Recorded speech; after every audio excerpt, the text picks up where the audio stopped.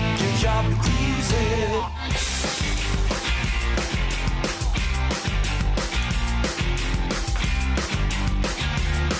A chance to cement a top 2 position went begging for the West Coast Eagles in what was one of the more entertaining games of season 2018, as it was Melbourne in the end who collected the points and thus cementing their first finals appearance for a staggering 12-year drought. Welcome to Eagle Review, proudly sponsored by Kennards Hire, of course. Ben Roberts by my side, as always. Thanks, big fella. Pleasure. It took the highest scoring team in the AFL, the juggernaut that is Melbourne, to break West Coast's consecutive 19-game streak of not conceding over 90 points. Beaten by the better side on the day, you'd have to say. But it was commendable watching the boys fight to the very end. Yeah, 26 zip, I think, was the start that they had. And it's 2 weeks in a row. It's been a bit of a slow start for them. Something to potentially work on heading into this week. We want to start well against the Lions on Sunday. Well, it was like 54 to 30 contested possessions and 19 to 6 inside 50s. Yeah, more than triple the inside 50s. And you're never going to win a game off the back of that. And Melbourne started really well, took the opportunities, harder over the football, and then went out wide and got inside and scored. And that rhymed. It was all quite nice. But also turnover-wise, their pressure was good. Like, they scored 9-7 from their 76 turnovers. We just got the 6-5 from our 79. So actually had more turnovers than them, but they scored 3 more goals, and there's your game. Oh, a couple of clutch goals that we speak of. This one here at the end, I don't think Tom Barras will enjoy his review with Daniel Pratt late in the 4th quarter. This is after West Coast took the lead after their storming home in the 4th quarter, just losing track of his opponent there.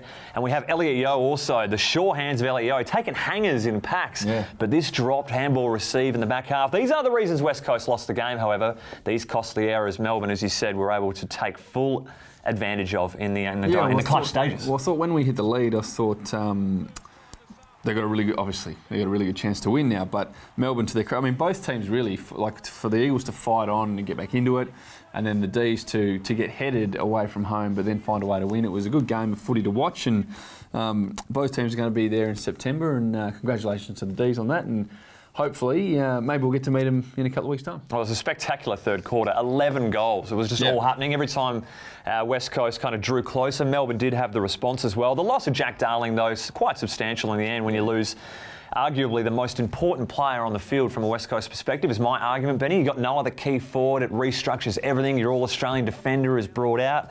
Would you be inclined to agree there? Yeah, well, certainly if you lose your prime key forward off the back of not having Josh, not having Gaffey, not having Nick already, eventually the damn wall breaks. I mean, Port saw what happens when you get a few, more than just the one injury last week. We just had the one. But it certainly it forces change, and after prepping all week for one sort of set of circumstances, no doubt the guys had a plan B, C and D, and they tried all those sort of things. Some worked, some didn't. They got back into the game and just fell short. A few good West Coast efforts over the weekend, though. Hutchings, one of his better games, keeping Clayton Oliver reasonably in check. Jamie Cripps, man, he was something spectacular on Sunday, I thought. What about this tough landing from the Vandenberg hit? I don't know how that was a free kick against Vandenberg. Finished set shot. Oh, do you love the forwards, though, mate? You all right to take your kick? Mate, you can have a broken leg, they're going to have a crack at it. Don't worry about that. I've got it in me. The brilliant contest against McDonald, that was just single-handedly willing his team to the line there. Thought he was sensational. Other players that took your interest? I actually thought Dommy Sheed played probably his best. Well, he was real good early in the year, but I reckon this is one of his best games for the year, and it's good to see Dommy back into a bit of form. I thought he was very good. Redo again, I thought was very good. Shuey had 8 clearances. He was very good. 10 tackles as well, I think, too. Yeah, 10 tackles. So Shuey's doing all the stuff inside and trying to get the guys going forward. I thought Masto linked up really well all day. And I thought Vards, but particularly in that 3rd quarter, I know, geez, Vards having a good quarter and had a pretty good day overall. So there was a couple of guys that can hold their heads high, but we all move forward, and Lions this week. Well, Willie Rioli certainly deserves a mention there as well. His defensive effort in that opening quarter with this one here, going back with a flight, something special. But 3 goals, a couple of posters and goals of the day taken away from him as well. But how about the soccer effort? Not bad. Not bad whatsoever.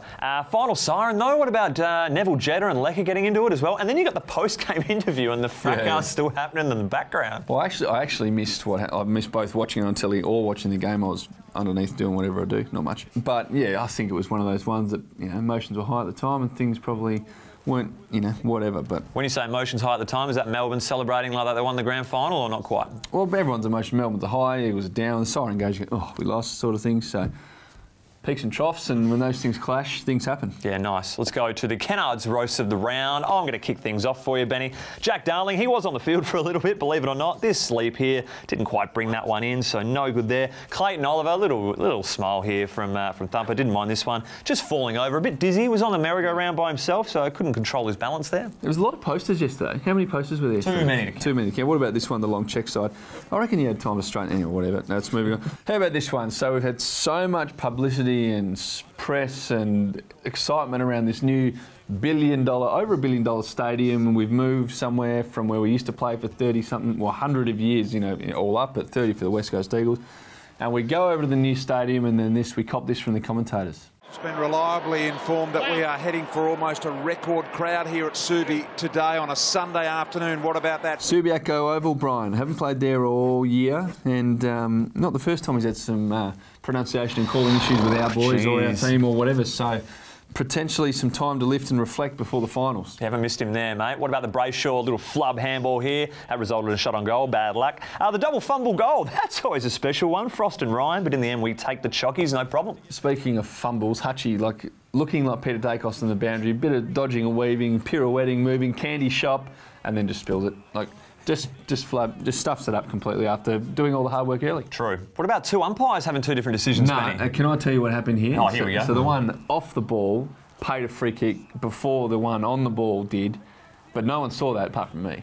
So then 50,000 there, but only you got it. So he's gone, it's free kick to West Coast, and then split second later, the other guy's gone, free kick to go. But hey, to everyone else, roast. Correct. We'll head over to Jordan Lewis here, headbutting his teammate McDonald into next week. Let's hope he's woken up from that one now. That resulted in a lack of goal down the other end, so good work, mate. Liam Ryan dangerous all day yesterday, a couple of snags, but unfortunately this one was one of his worst efforts for the season. Just completely wrong side of the ball, completely up and under, and disgraceful effort. Yeah, good lob wedge there. Yeah. I'm not going to roast Aussie. She is the highlight of the match day, but geez, the girl got close to a few crowd members here. I reckon some people were even trying to grab Aussie. I don't know what you're doing or what you think a wedge-tail eagle will do to you if you do that, but hands off, I would have thought. Did you see the Cats fans' effort of the weekend? Resourceful, you reckon? Yeah, bloody oath. We were rethinking our waist here at the West Coast Eagles, but taking things to a whole new level at GMHBA Stadium. Have a look at these guys' efforts. Industrious, to say the least. Not bad. I don't know if you saw Alex Rance coming out of the race for the Tigers. This little girl just got some bad mail about Alex. I don't want anything to do with you, strange man. And didn't Brandon Ellis love all of that? But the winner, the Kennards roast of the round. We're going to go to Big Maxi Gawn. Gee, didn't he have himself a did he get 3 votes? Yeah, he's up there. What have we got here? 40 hit-outs to 36 in favour of Gawn to the West Coast Eagles. Contested marking like a machine all around the ground. Influential. He was indeed. So what have you got him on the wing for this ruck contest? That's right. Oh my goodness. So roasting there, but you'd think of Scott Lycett. Hey, your one chance. I'm going to win this ruck knock against who? Sam Wiedemann. What is that, Scott? Double ruck roasting. Thanks very much.